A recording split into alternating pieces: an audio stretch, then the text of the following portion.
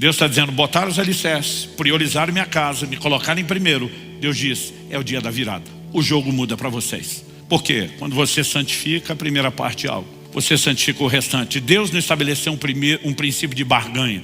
Me põe primeiro que eu te dou depois. O que Deus estabeleceu foi um efeito regulador no relacionamento com Ele. Mas Ele diz, as consequências não serão mera recompensa. Serão o desencadeamento de princípios que você acionou e que vão trazer bênção sobre a sua vida. Quem está entendendo, diga amém. Tema da mensagem: a lei das primícias. Provérbios 3, verso 9. Enquanto você localiza o texto, nós vamos ler.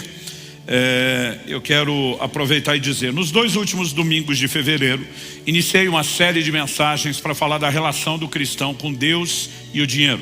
Começamos falando sobre uma questão de honra, né? Que honra não é algo que Deus necessita, mas é um efeito regulador na nossa relação, por um lado com Deus, de outra com o dinheiro. A única coisa que foi chamada claramente na Bíblia de um concorrente direto ao senhorio de Deus.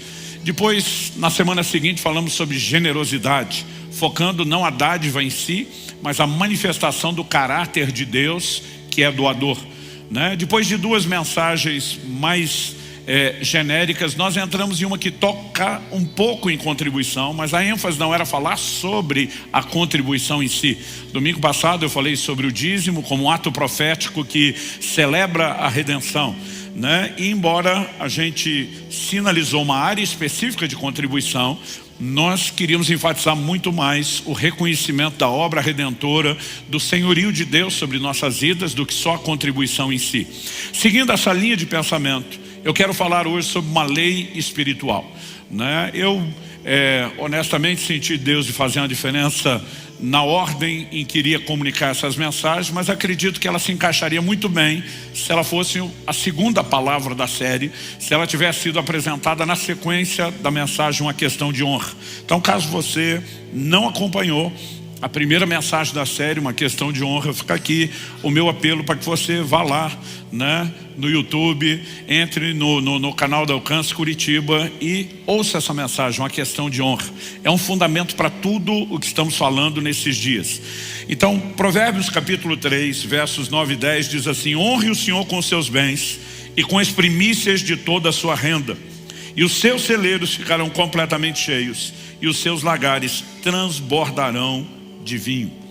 Eu aprendi desde garoto, desde a infância, que uma excelente forma de memorizar os textos bíblicos é repetindo, é afirmando, é lendo em voz alta, é declarando. Então vou pedir a você uma gentileza de repetir esse versículo comigo. Pode ser? Diga comigo: honre o Senhor com seus bens e com as primícias de toda a sua renda, e os seus celeiros ficarão completamente cheios, e os seus lagares transbordarão de vinho. Bom, quando falamos a respeito da questão de honra, nós mostramos que é importante distinguir o que é propósito nessa proposta feita por Deus e o que é consequência. Celeiros cheios, lagares transbordantes não são o propósito, elas são a consequência, o efeito colateral. O propósito é dar a Deus honra. Já apresentamos antes, eu não vou ficar repetindo isso, que Deus não precisa de honra, Deus não precisa de absolutamente nada, Ele é completo, Ele é absoluto, Ele é perfeito em si mesmo e Ele não tem necessidade de coisa alguma. Paulo, pregando em Atenas, diz que Deus não é servido por mãos humanas como se precisasse de coisa alguma. E apresentamos a ideia de que o pedido de honra tem muito mais a ver com o efeito regulador na nossa vida. Esse texto não fala apenas de honrar ao Senhor com os bens, mas ele adiciona algo que muitas vezes a gente acaba não compreendendo. O texto diz: honre o Senhor com seus bens e com as primícias de toda a sua renda. A palavra primícias fala dos primeiros frutos. E aqui nós percebemos, obviamente, que o escritor, né, de Provérbios está mexendo em algo que durante a lei de Moisés, que estava em vigor no tempo em que isso foi escrito, as primícias eram parte de diversas contribuições. Por exemplo, nós podemos olhar para o fato de que Deus pediu que os primeiros frutos da terra, da agricultura, mas também dos animais, fossem santificados para Ele. Mas também nós tínhamos uma festa estabelecida por Deus anualmente, que era a festa da colheita, que também era chamada de a festa das primícias. Sob várias perspectivas, o entendimento de primícias estava lá, estava claro. E o que o texto de Provérbios está nos dizendo, que as primícias tinham um papel: dar a Deus honra. Nós muitas vezes entendemos em elementos da nossa cultura que a coisa que nós fazemos, e não é por uma avaliação prática do que foi feito com aquilo, ou de para que aquilo foi feito, a não ser cultivar um lugar de honra. Então deixa eu pegar um exemplo de algo que é cada vez menos frequente para as gerações atuais, mas para muitos de nós que já temos um pouquinho mais de idade, isso já foi mais comum. Por exemplo, quando chega o momento de numa festa de aniversário, por mais simples que seja, sempre tinha um bolo, né? Por mais simples que fosse o bolo. E quando o aniversariante, depois de receber os parabéns, soprar a vela, cortava o bolo, era auxiliado nisso. Havia um ritual na nossa cultura, muito repetido em tantos lugares do Brasil, onde o aniversariante decidia para quem lhe daria o primeiro pedaço do bolo. Isso significa o quê? Todo mundo que estava ali, que foi convidado, já tinha sido honrado, porque tinham outras pessoas do relacionamento que nem podiam estar ali. Às vezes, muitos de nós, até por limitações financeiras, tinham que selecionar entre os amigos, as pessoas próximas, quem estaria. Então quem estava ali já estava num time honrado. Mas aquele que recebeu o primeiro pedaço do bolo, uma mensagem estava sendo mandada para ele, dizendo: você é a pessoa que nesse momento, por algum motivo, por alguma razão, né, eu quero honrar de uma forma diferente. O primeiro pedaço do bolo não é necessariamente nem mais gostoso e nem maior do que o resto do bolo. Então o elemento prático não era que a pessoa comeria alguma coisa diferente das demais, mas era a mensagem que estava sendo comunicada. E nós conseguimos entender isso com clareza. Quando olhamos para a lei das primícias, nós precisamos entender que o elemento prático nunca foi aquilo que era entregue, nem o que seria feito com aquilo que foi entregue, mas era a mensagem que seria comunicada, né? E essa mensagem focava algo particular, que é o primeiro elemento que eu quero destacar aqui. O primeiro lugar é de Deus. Você pode repetir isso comigo? Diga: o primeiro lugar é de Deus. Então, quando a gente olha para isso, precisamos entender como um princípio espiritual que vai reger toda a vida cristã, todo o relacionamento de qualquer pessoa com Deus, né? Essa é uma ênfase bíblica. E nós precisamos entender, e ao dar o título de a lei das primícias, e não apresentá-la como mera contribuição, eu quero mostrar que, além de um rito cerimonial da antiga aliança, nós temos uma lei que se perpetua, que se estende inclusive para a nova aliança, e ainda que não seja necessariamente uma forma específica de contribuição, ela reflete princípios que deveriam não só ser entendidos, mas praticados. Por meio da prática nós expressamos, comunicamos o valor. E eu acredito que isso tem muito a ver com manter-se consciente do senhorio de Deus. Eu publiquei meu primeiro livro em 1993, que era, eu brinco que era uma apostilinha, ele tinha umas 50 páginas, que era sobre falar em línguas. Em 97 ele se transformaria num livro. Antes que o primeiro fosse ampliado, eu publiquei um outro chamado Conhecimento Revelado, em 1997. A diferença entre 93 e 97 é que em 93 eu ainda era solteiro. 97 eu estava casado, eu e Kelly nos casamos em 95. Então, quando eu recebi da gráfica, né, os livros que haviam sido impressos, eu lembro de ter feito algo. A primeira caixa que eu abri, o primeiro livro que eu tirei, eu entreguei para Kelly, a minha esposa, né? O que eu queria com aquilo? Comunicar uma mensagem para ela. E se tornaria depois um ritual que eu cumpriria, né? Todo livro que saísse, isso virou um ritual. Eu lembro quando conheci o pastor Marciano, nossa aproximação se deu por uma relação basicamente comercial, né? Ele trabalhava numa gráfica, ele conseguiu vender os serviços, né, da empresa que ele trabalhava, me atraiu como cliente. E eu lembro do primeiro livro que imprimi com ele, eu estava num prazo, né, e ele falou: olha, nós vamos resolver o prazo, mas você vai ter que pegar o livro aqui, não dá tempo de entregar. Então passei por Curitiba, na época não morava aqui, para pegar os livros e levar para o lugar do evento que eu iria. Então ele foi até o lugar da gráfica, mostrou: olha, essas são as caixas que você vai levar de todo o material. Abriu uma na minha frente, falou, dá uma olhada na qualidade, vê se está contente. Eu examinei e falei, está tudo ótimo, né? Falei, vou levar. Quando eu falei, vou levar, ele falou, mas esse aqui fica, tipo, esse é o meu exemplar. Quando ele falou, esse aqui fica, eu tomei da mão dele e falei, pega qualquer outro, esse aqui já tem dono. Ele ficou me olhando com a cara de o quê? Falei, o primeiro que sai da primeira caixa é sempre da Kelly. Ele olha para mim e pergunta, você quer que ela leia primeiro? Eu falei, eu nem sei se ela vai ler. Ela já leu o manuscrito antes de eu publicar, já me ouviu pregar, já me ouviu falar do assunto. Não sei se ela vai ler esse negócio de novo, né? Mas por que o primeiro é dela? Né? Qual a diferença dela pegar o primeiro da caixa ou o último da última caixa? Não estão numerados, né? Se fosse para ler não importava a ordem, não lendo e guardando de lembrança não importa a ordem, mas o propósito de separar o primeiro não era o que ela faria com o livro, era a mensagem que eu estava comunicando para ela. Era a minha forma de dizer, você é a pessoa mais importante na minha vida, no meu ministério. Sem o seu apoio, eu não estaria fazendo nada disso. Então, entregar o primeiro era não só uma declaração para ela, mas uma lembrança importante que eu precisava manter no meu coração. Por isso viria a se tornar depois uma espécie de rotina, de ritual, né? E dos 24 livros que eu publiquei até agora, aliás, quando tem uma ampliação, quando tem reedição, quando tem tradução, vai para outra língua, toda vez o primeiro exemplar eu entrego para ela. Qual é a ideia? Não é o que ela fará com o livro, é a mensagem que eu estou comunicando, e não só a mensagem que eu comunico a ela, mas a consciência que eu preservo no meu coração. Dito isso, nós precisamos entender que antes de, na lei de Moisés, as primícias serem instituídas por Deus como um padrão, uma das muitas ofertas seriam entregues, esse valor já estava claramente estabelecido. E ele visava fortalecer o quê? A ideia de que o primeiro lugar é de Deus. Então vamos abordar a vida cristã de uma forma genérica. No Evangelho de Marcos, no capítulo 12, dos versos 28 a 31, nós vemos Jesus sendo questionado por um homem a respeito de qual era o primeiro, o principal, o maior de todos os mandamentos.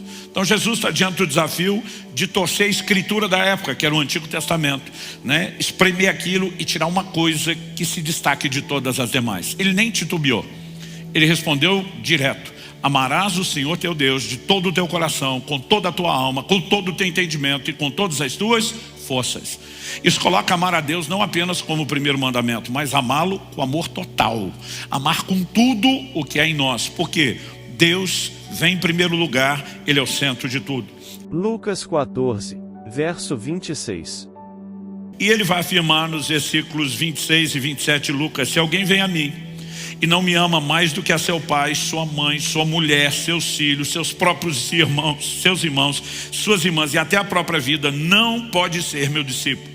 No verso 27 ele diz: quem não tomar sua cruz e vier após mim, não pode ser meu discípulo. Ele não está dizendo que tem o discípulo top e o discípulo meia boca, níveis de discipulado. Ele diz: se quer ser meu discípulo, tem que me colocar à frente de você mesmo, das pessoas que você mais ama, daqueles com os quais você mais se importa. Na sequência, a partir do verso 28, Jesus vai contar duas parábolas.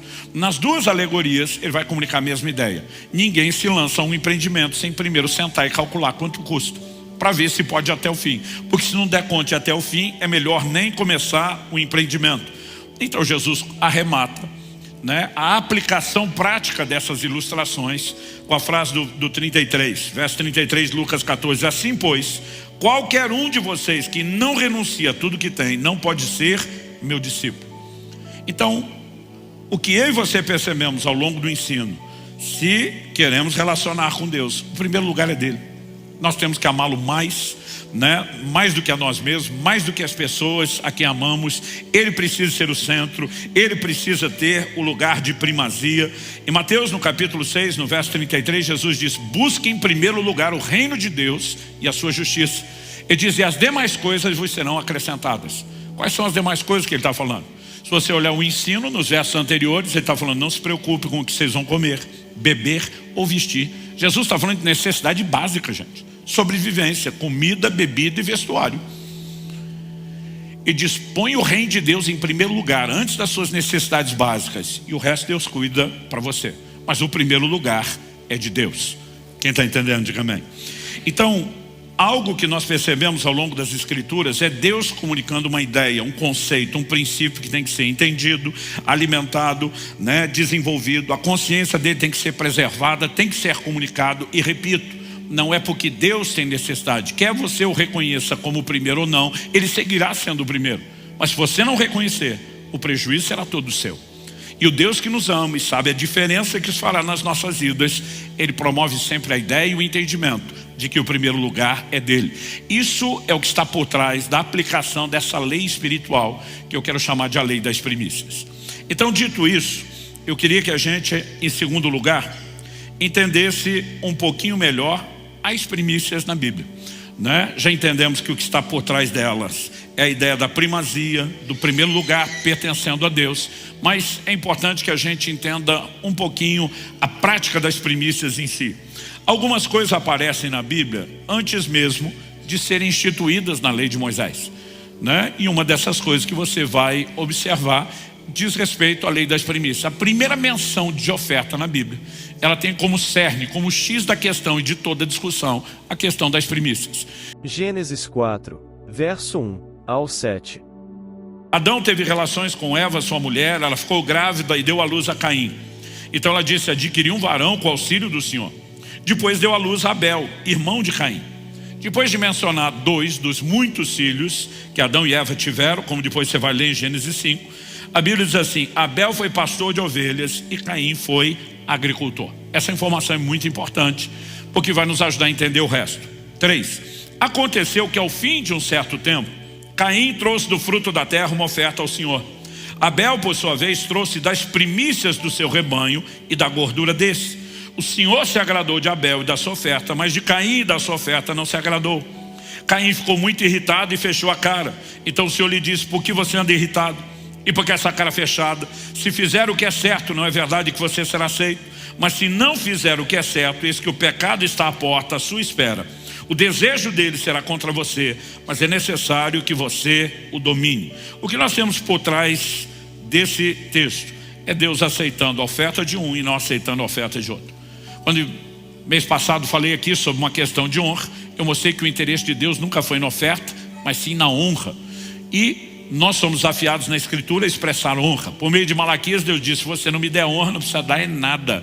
Eu não estou atrás da sua oferta. Eu quero honra. Ou você me dá honra ou não dá nada.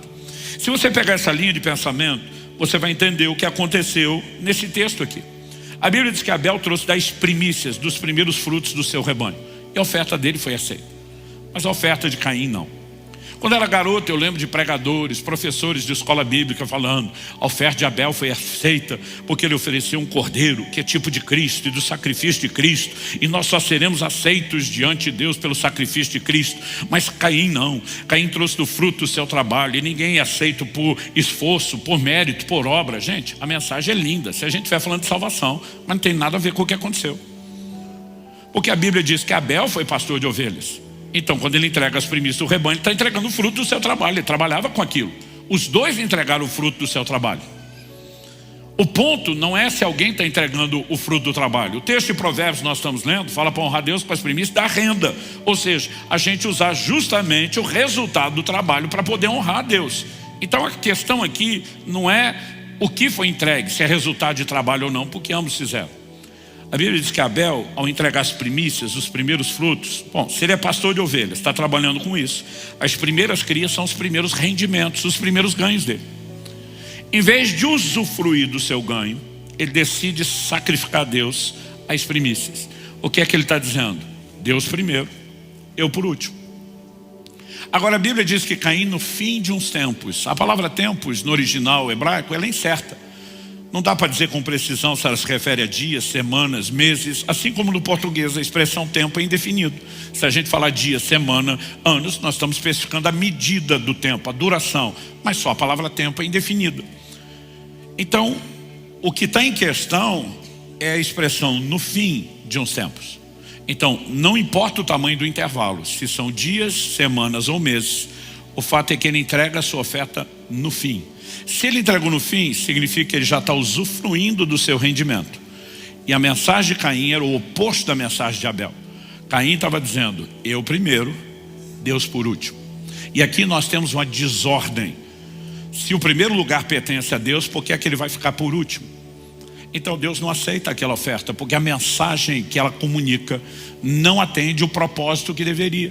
Então imagina você numa festa de aniversário dizer, e o último pedaço agora vai, é melhor ficar quieto do que destacar que você está dando o último para alguém. Não teria honra nenhuma naquilo.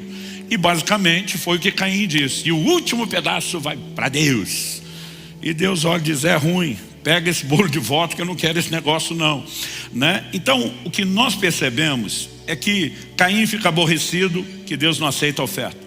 E Deus diz, se você fizer o que é certo, você vai ser aceito. Mas se não fizer, não vai ser. Ou seja, presume-se, e aqui nós temos que aplicar lógica nas entrelinhas, que Caim sabia exatamente o que Deus queria.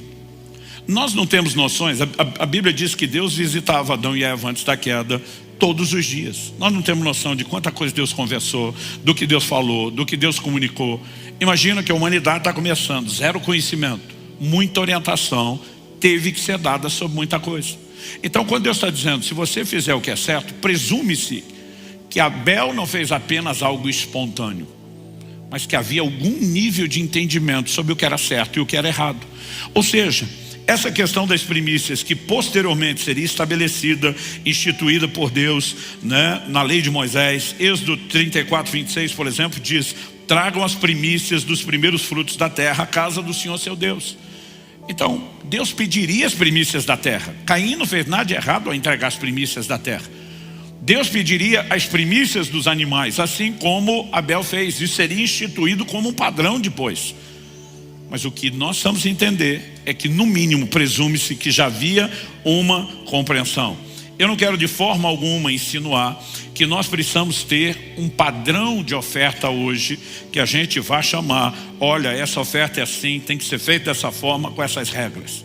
Mas o que eu quero te mostrar é que é uma lei espiritual que ela vem do Antigo Testamento, antes da lei, ela passa pela lei, e o Novo Testamento mostra que além da lei de Moisés, no novo sacerdócio de Cristo, na nova lei, a lei espiritual, ela permanece, como eu vou mostrar para você.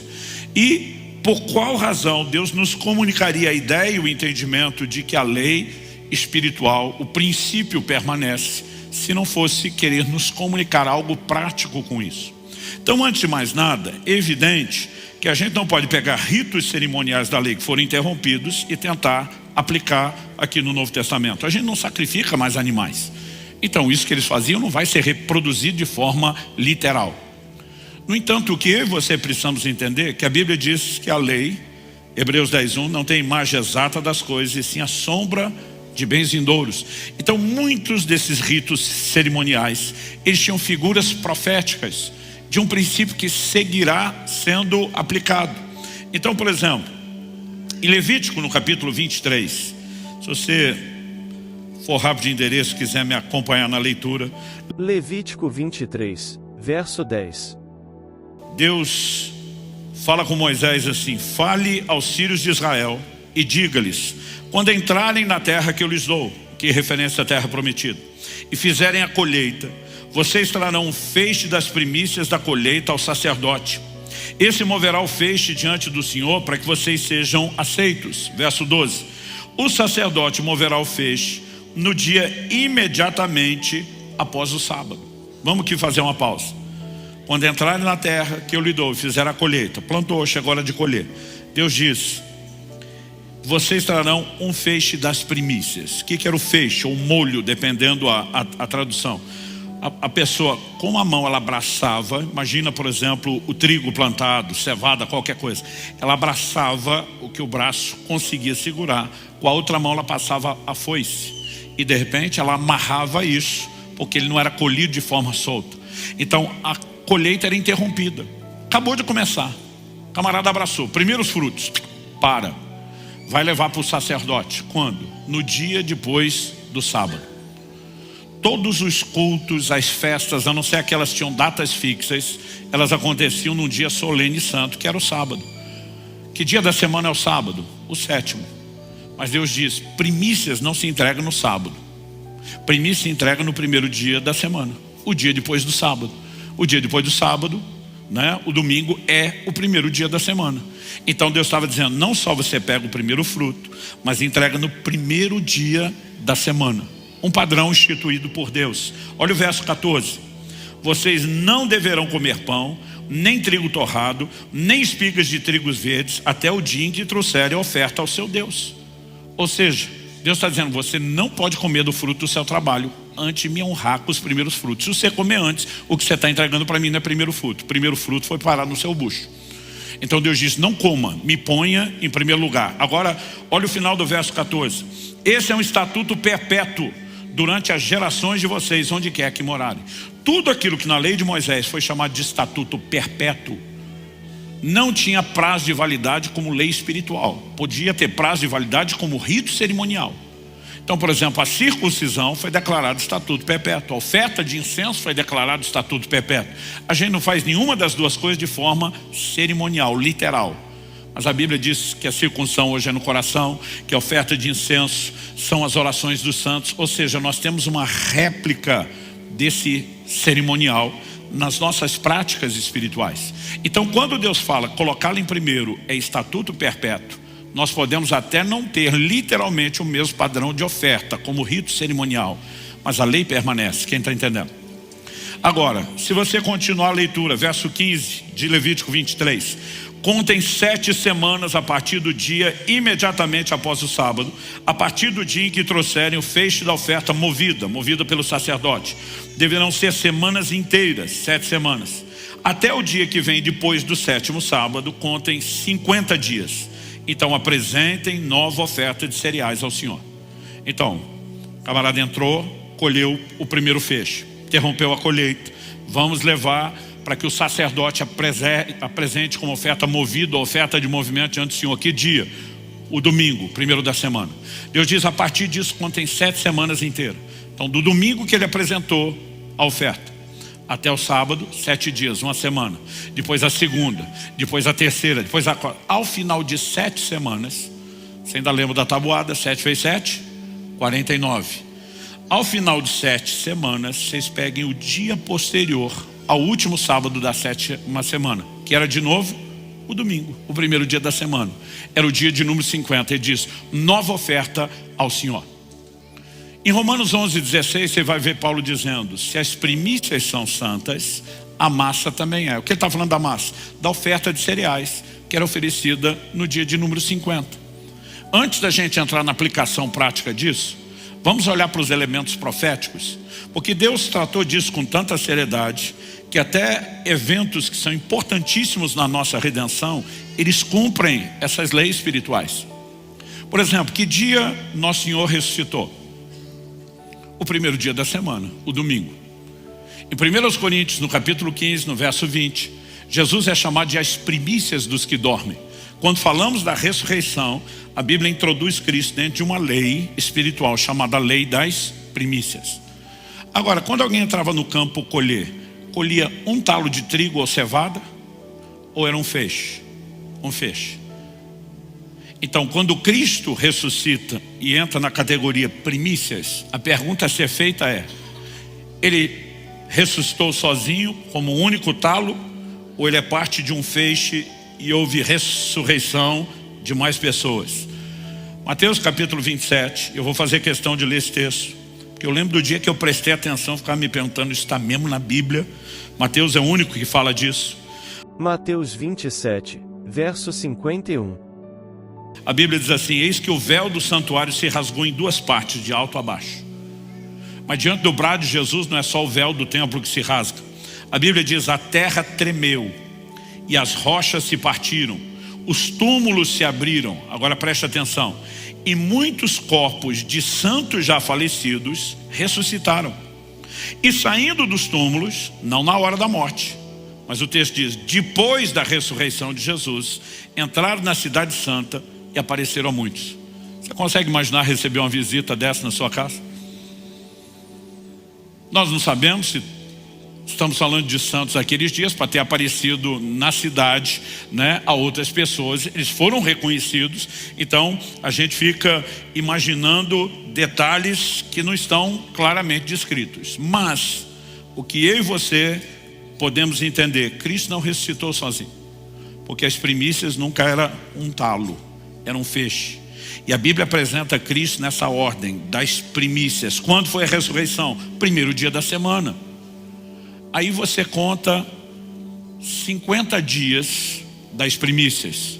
E aí você tinha a nova oferta ao Senhor.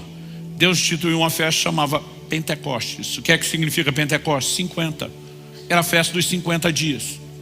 No dia de Pentecostes, o Espírito Santo é derramado sobre a igreja. Quando era o Pentecostes? Um domingo, primeiro dia da semana.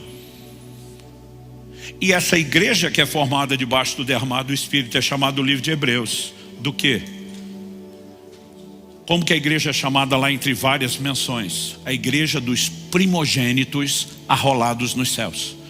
Então, sempre que a ideia de primícia, primogênito aparece, você vê associada ao primeiro dia da semana. E a gente pode gastar tempo, não é meu propósito aqui, olhando que essas figuras são parte de um entendimento de algo muito maior do que só o rito cerimonial. Deus está pegando uma lei, um princípio espiritual. Quando a gente começa a ter esse panorama e essa ideia geral de primícias, não só de como eram os ritos cerimoniais, mas da lei, isso nos ajuda a entrar na parte prática, que é para onde nós vamos agora, e eu quero gastar um pouquinho mais de tempo. Terceiro e último lugar. Primeiro, destacamos que o primeiro lugar pertence a Deus. Em segundo, tentamos trazer esse entendimento panorâmico, genérico das Escrituras. Em terceiro e último lugar, eu quero falar do resultado das primícias. Então vamos lá. Romanos 11, verso 16. Diz assim: se forem santas as primícias da massa, igualmente será santa a sua totalidade. Se for santa a raiz, também os ramos serão. Qual a ideia de Paulo em Romanos 11?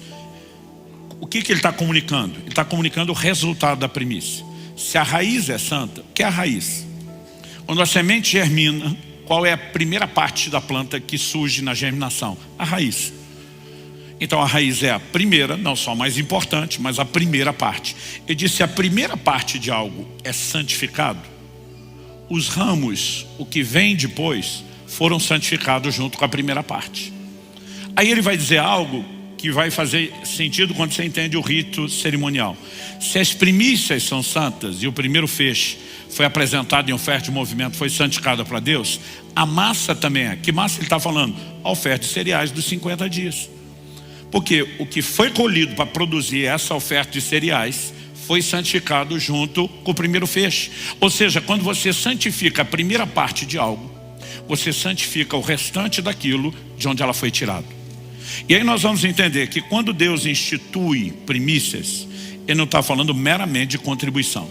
Em primeiro lugar, Ele fala de um entendimento do lugar que Ele tem e de uma mensagem que nós precisamos comunicar não só para Ele, mas que nos ajuda a manter a consciência do senhorio do lugar que Ele tem. Mas em segundo lugar, qual o impacto disso nas nossas vidas? Deus disse: se você me honrar com os seus bens e as primícias da sua renda, eu encho seus celeiros, eu transbordo seus lagares. Em outras palavras, Deus está dizendo: não quero tirar o que você tem, eu quero te dar mais do que você tem. Porque a ideia nunca foi tirar. Deus diz: a única coisa que eu quero tirar daí é a concorrência. É que os seus bens não concorram com o meu lugar de importância. Se você preservar no seu coração o meu lugar de importância, e isso não for um concorrente, eu posso lhe dar muito mais. E nós precisamos entender o impacto, né, que o cumprimento do propósito terá como consequência, como efeito colateral. Quando a gente fala sobre isso, nós podemos entender que não se limita a dinheiro. É uma lei espiritual, ela rege todas as coisas. Então vamos lá. Em Gênesis 22, você vê Deus falando com Abraão para fazer algo que para qualquer pai a gente já bota na categoria do impensável, inimaginável. Mas eu acredito que para Abraão nós temos um agravante. Qual agravante?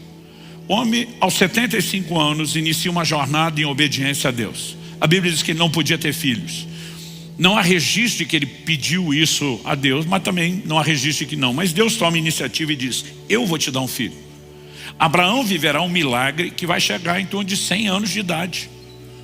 Aquilo foi milagre mesmo, não só porque não podiam ter filhos, mas a Bíblia diz que seu corpo já estava amortecido quando isso aconteceu. Não era algo natural, não tinha a menor chance de não ser uma intervenção de Deus. Mas Deus fez uma promessa a Abraão: em ti serão benditas todas as famílias da terra. Ou seja, Deus está dizendo: eu não quero só te dar um filho que alegre seu coração. Eu e você precisamos entender que por trás de tudo que Deus nos dá, Ele tem um plano para que a gente transborde, para que a gente abençoe outros. E Deus estava dizendo, eu vou fazer algo na terra toda, diz respeito ao meu plano redentor. Agora o menino nasceu, Abraão está feliz, botaram o nome nele de riso, porque ele e a mulher estavam rindo à toa com a bênção de Deus. Gênesis 22, Deus fala para Abraão assim, pegue o seu filho. Se Deus só falasse o filho já era difícil. Mas eu brinco que Deus dificulta mais. Ele disse, seu único filho. O filho que você ama. Eu lembro que um dia eu estava lendo isso, falei para Deus, desnecessário, falei isso tudo. Pô, já era difícil obedecer, o Senhor lembra que é filho único, é o filho que ama, quer dizer, só dificultou. E Deus diz, ofereça a ele em sacrifício. Pergunta é, Deus queria arrancar o menino de Abraão? Não. Nós sabemos que não, porque ele tinha feito promessa, ele tinha um plano. Então por que é que Deus pede aquilo? Porque de alguma forma ele está dizendo, para que eu faça tudo que eu realmente quero fazer, você tem que me entregá-lo. E ainda que ele não tenha ido até as últimas consequências, porque Deus o parou antes, ele estava disposto a ir às últimas consequências. Mas a Bíblia também diz que Abraão, Hebreus 11, diz que Abraão cria que Deus podia ressuscitá-lo dos mortos. Por quê? Se Deus prometeu que através desse menino ele vai fazer algo, não faz sentido interromper a vida do menino.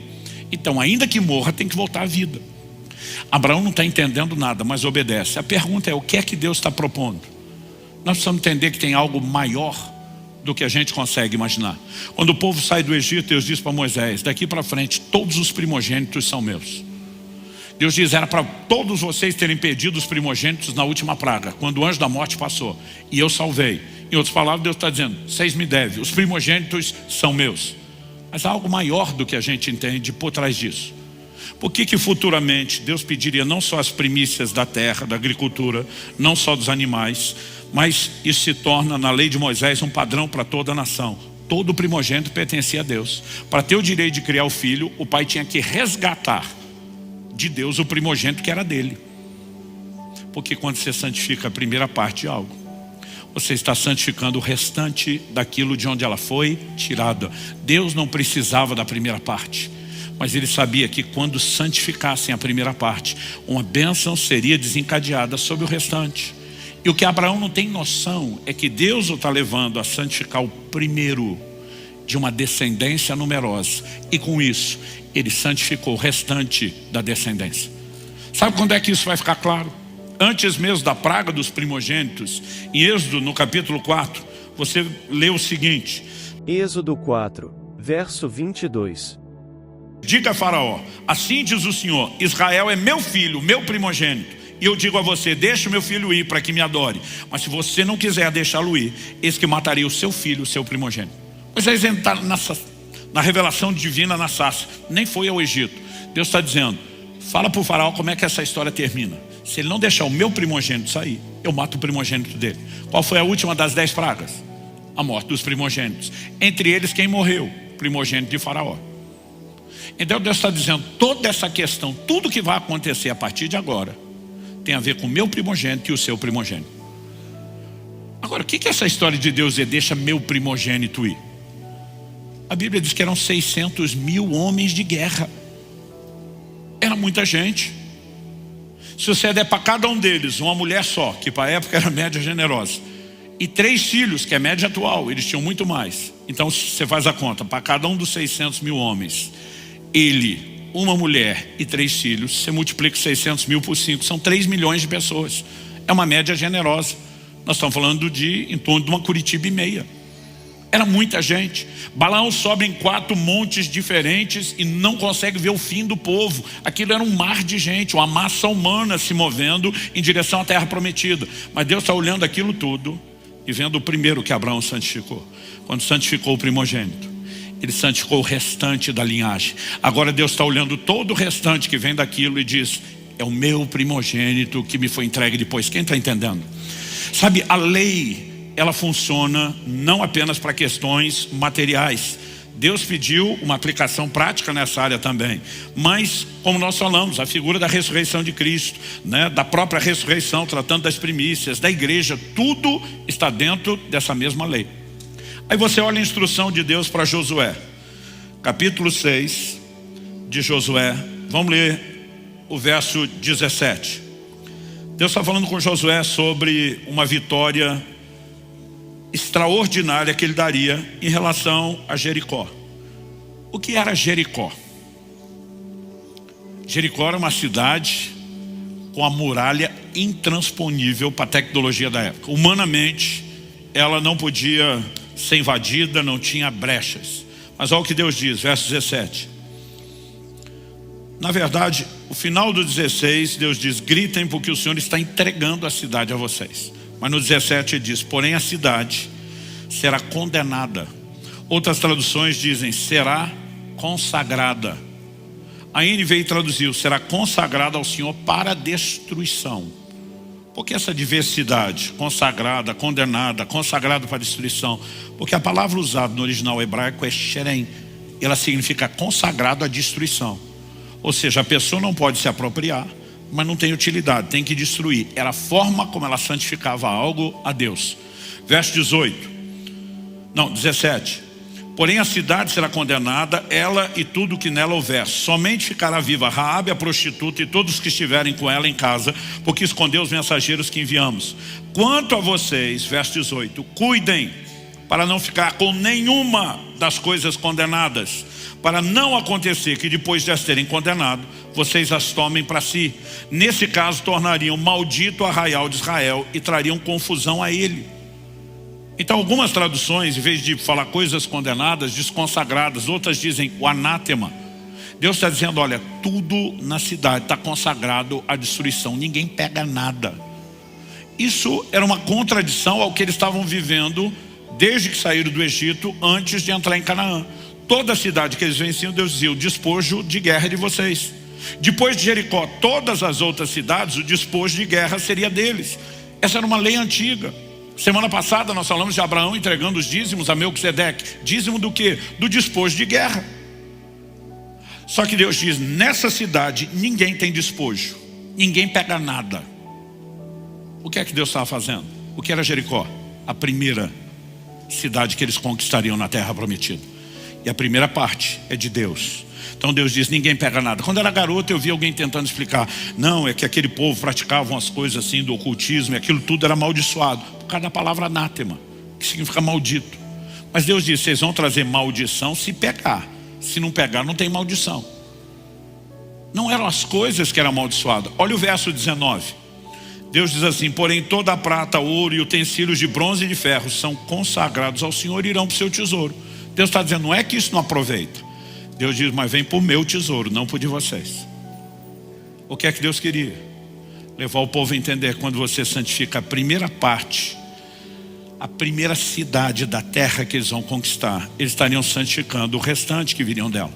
Então a Bíblia descreve a partir do capítulo 7 o pecado de Acã, que cobiçou algumas barras de ouro, uma capa babilônica, e desobedece a ordem de Deus e mete a mão naquilo que era Xerém, consagrado à destruição, e o tesouro deveria ter ido para o tesouro da casa de Deus. O que é que acontece? A próxima cidade depois de Jericó que eles têm para conquistar é pequena até no nome, Ai. A Bíblia diz que eles dizem, nós nem precisamos mobilizar os nossos exércitos, manda um batalhão ali que eles resolvem o negócio. Ou seja, a primeira, eles sabiam, sem Deus, sem milagre nós não temos. A segunda, ele disse, isso aí é moleza. Só que eles mandam seus homens, são vencidos na guerra. O Josué fica doido. E ele vai reclamar com Deus. Que a maioria dos crentes, quando as coisas dão errado, acha que a culpa é de Deus. E ele diz, o que adiantou o Senhor fazer esse grande milagre e atrair fama para o seu nome para a gente e trazer temor para todo mundo? Agora, quando ele souber que nós não lidamos nem com essa cidadezinha, nós estamos lascados. Eles vão se animar para lutar contra a gente. Quando Josué está protestando, Deus diz, fui eu que toquei no anátema. Deus está dizendo, você está me culpando? Vai resolver o problema dos seus homens, dos seus liderados. E aí você tem todo o relato de como Deus revela quem fez o que e por quê. E pode te parecer duro demais a punição que Acã recebe. Mas a verdade é que outros homens já estavam morrendo e muitos mais morreriam por causa dele. Porque no momento em que ele mexe na primeira parte, a unção de conquista foi comprometida. Somente quando esse problema foi resolvido é que a unção de conquista volta. Porque todo princípio que você quebra vai quebrar você. É uma questão de tempo. E aquilo precisava ser arrumado. Ou seja, quando você olha o resultado das primícias, você descobre que ao santificar a primeira parte de algo, você santifica o restante. Ao não santificar, você não santificou o restante. Deus diz, eu não tenho mais nada a ver com isso, eu não vou intervir em favor de ninguém. Então o texto que nós lemos de Provérbios diz, se você honrar a Deus não só com os bens, mas com as primícias da renda, celeiros cheios, lagares transbordantes, tem bênção. Em Ezequiel 44:30, Deus diz, o melhor de todos os primeiros frutos de toda espécie e de toda oferta de toda espécie serão dos sacerdotes. Também a primeira parte do cereal moído vocês darão aos sacerdotes, para que façam repousar a bênção sobre a casa de vocês.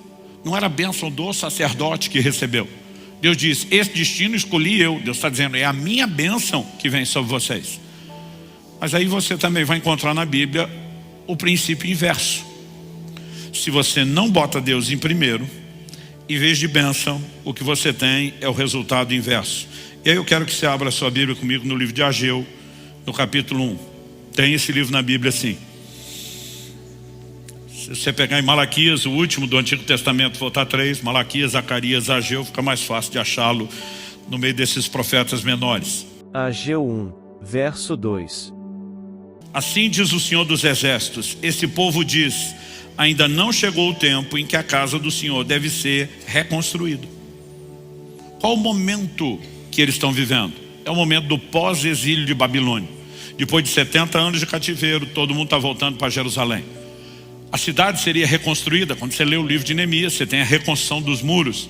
Mas quando você lê o livro de Esdras, você percebe que a missão primária de Esdras era reconstruir o templo. Mas o povo que está voltando fica olhando para a casa de Deus destruída e dizendo, não chegou o tempo, não chegou a hora. Verso 4, 3. Por isso a palavra do Senhor veio por meio do profeta Ageu dizendo, agora 4. Acaso é tempo de vocês morarem em casas luxuosas, enquanto esse templo permanece em ruínas? Deus está dizendo, é sério, que vocês vão dizer que não é hora de consagrar, de arrumar minha casa, mas de vocês deram toda a atenção. E as palavras de Deus está dizendo, vocês se botaram em primeiro lugar e me deixaram por último. Resultado, verso 6. No 5 Deus diz, considerem o que tem acontecido com vocês. 6. Vocês semearam muito e colheram pouco. Comem, mas isso não chega para matar a fome. Bebem, mas isso não dá para ficarem satisfeitos. Põem roupa, mas ninguém se aquece. E o que recebe salário, recebe-o para colocá-lo numa sacola furada. Outras traduções dizem uma bolsa furada, um saco furado, um saquitel furado. Mas Deus está dizendo, além de comer não se fartar, beber não se saciar, vestir não se aquecer, o rendimento de vocês tem um vazamento. Não dura.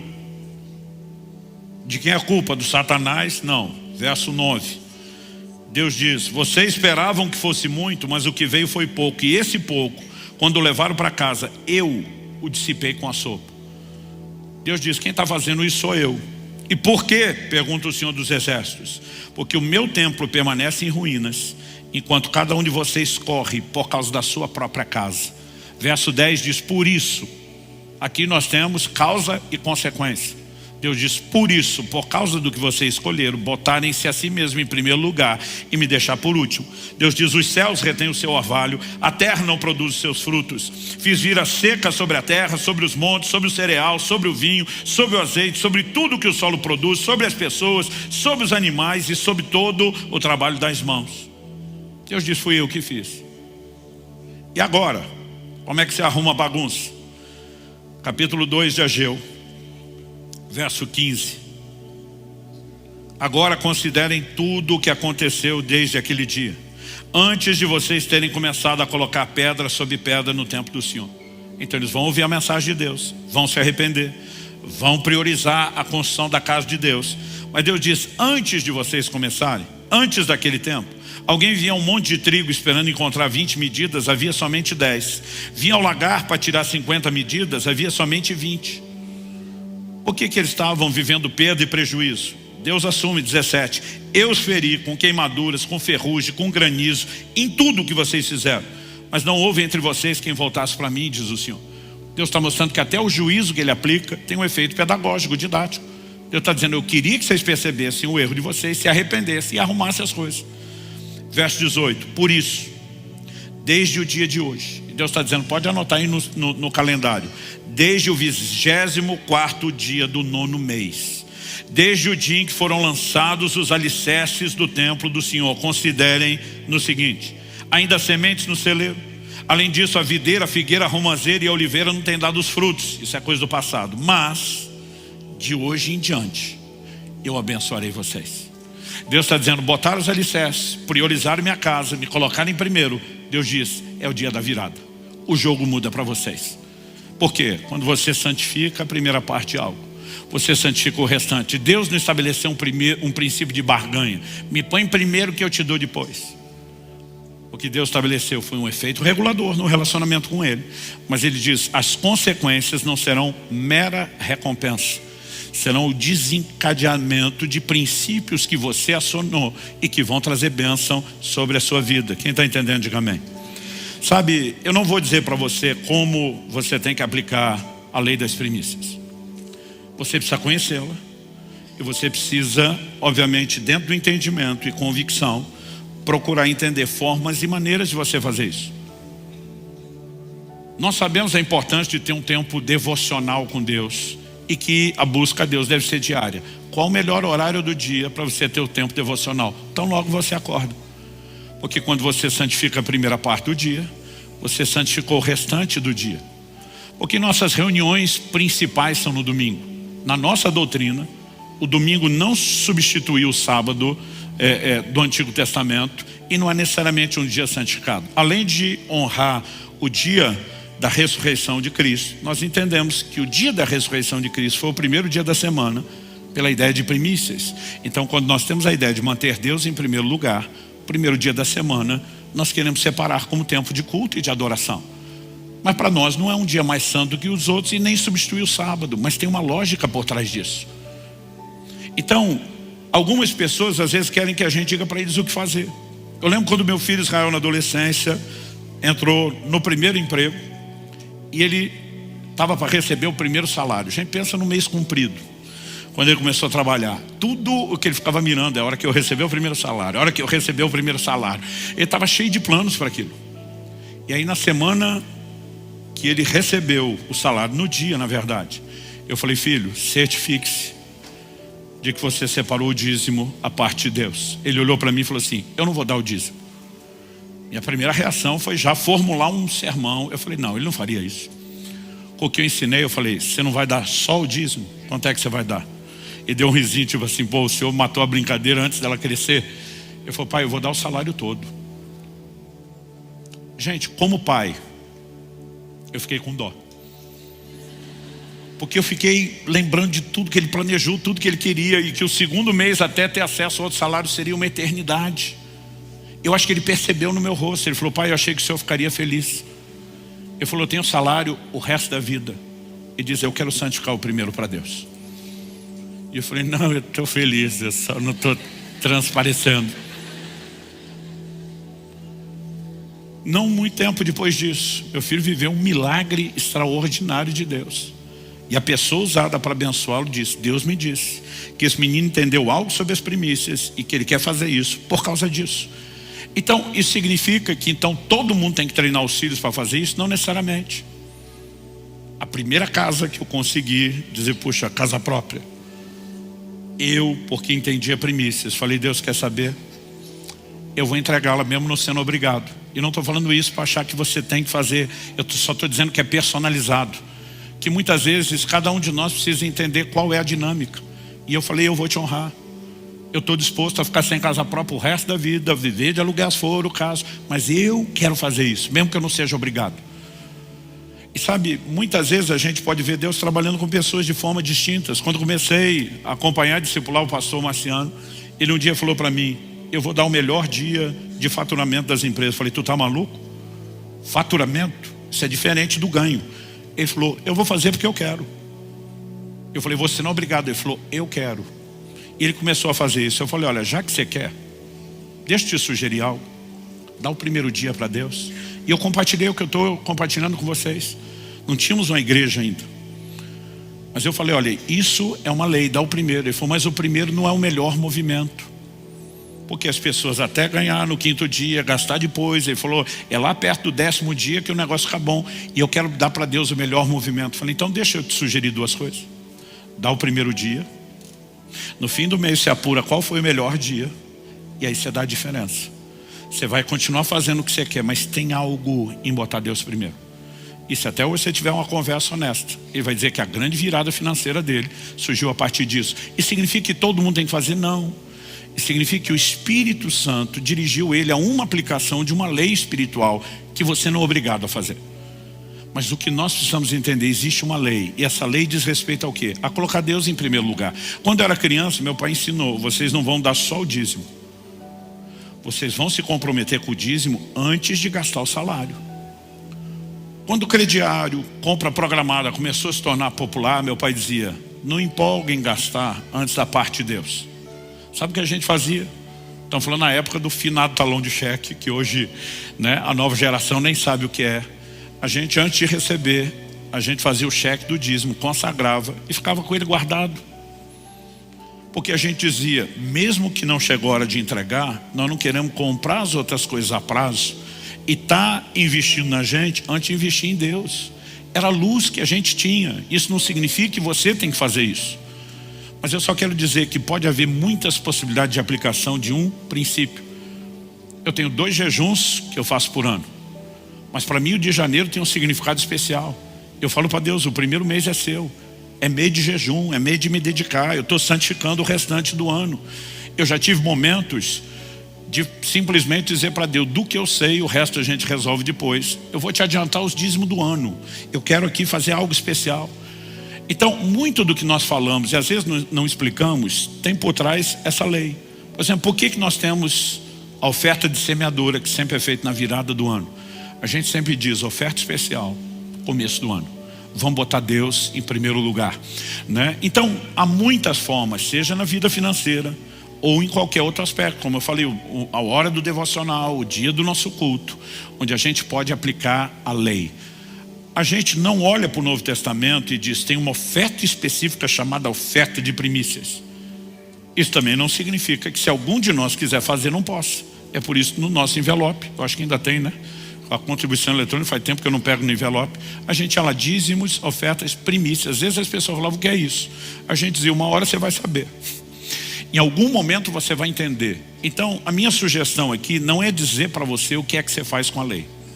É dizer que você precisa entender que há algo onde Deus comunica claramente, o primeiro lugar é meu.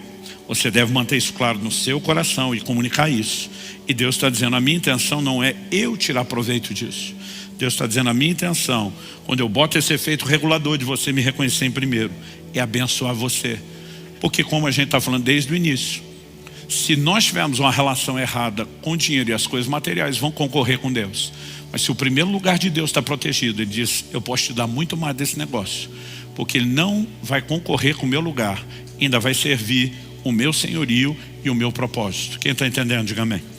Então, a forma e a maneira, você decide. No Novo Testamento, a gente percebe Paulo não só falando aos romanos, que era uma igreja de gentios, que não viviam o rito cerimonial da lei de Moisés, das primícias, mas ele está aplicando o princípio. Quando Paulo escreve aos Coríntios, no capítulo 16, ele diz, no primeiro dia da semana, cada um ponha de parte conforme a sua prosperidade. Ele está falando da coleta para os santos, os necessitados da Judéia. Não era o dinheiro que ele ia entregar no culto. Era o dinheiro que ele ia guardando em casa, até a hora que Paulo chegasse, um fundo tinha sido preparado. Por que Paulo está dizendo no primeiro dia da semana? O dinheiro vai ser guardado. Se foi guardado na segunda, na sexta, no sábado, não acumulou do mesmo jeito, contabilmente não cumpriu o propósito, mas tudo está relacionado a primícias. Sempre eles associavam ao primeiro dia. Era uma ideia, né, muito específica, um valor que era cultivado. Quando você lê a Didaquê, nós estamos falando de um material bíblico, mas é o primeiro documento histórico que você tem de catecismo cristão, de orientação aos novos convertidos. Eles orientavam oferta de primícias. Então isso significava que mesmo quando o evangelho estava entrando entre os gentios, os judeus diziam, o rito cerimonial não se repete nos moldes literais de antigamente, mas a lei por trás deles, no plano espiritual, permanece. Então muitos de nós precisamos entender e discernir, né? Há momentos diferentes da minha vida onde eu lido de forma diferente com a lei das primícias. Mas é o tipo de entendimento que a gente sente de Deus, que você deve ter e de forma, né, pessoal, avaliar como você vai aplicar, seja no contexto financeiro ou no plano espiritual, que o primeiro lugar seja sempre de Deus. Você recebe essa palavra em nome de Jesus? Vamos orar. Pai, nós te pedimos mais uma vez, não só aqui e agora, mas mesmo depois de deixarmos esse lugar, que o entendimento da sua palavra possa prosseguir trabalhando em nós. A capacidade de refletir, de meditar, de avaliar, de procurar, ó Deus, caminhos práticos para vivermos aquilo que temos aprendido. Que ela seja guiada, dirigida pelo Espírito Santo. E que aquilo que o Senhor começou não só continue, mas como temos orado e clamado culto após culto, que isso cresça, que isso se desenvolva dentro de cada um de nós.